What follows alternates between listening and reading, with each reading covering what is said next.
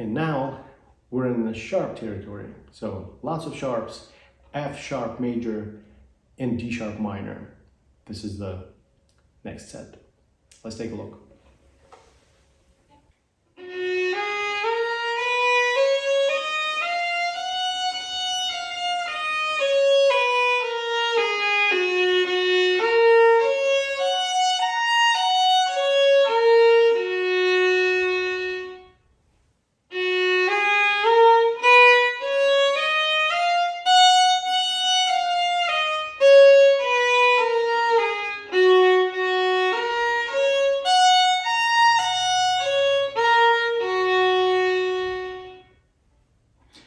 And now the minor set with a little prep.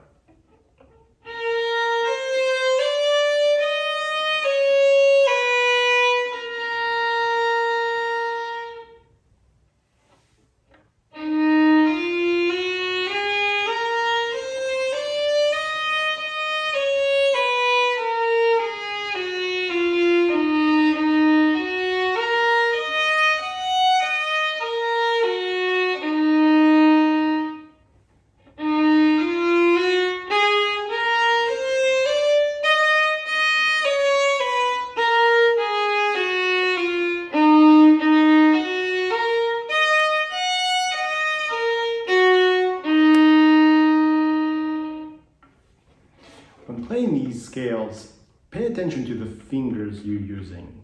You really should think of these as sharps rather than flats, although the notes can be harmonically equal depending on how you look at it.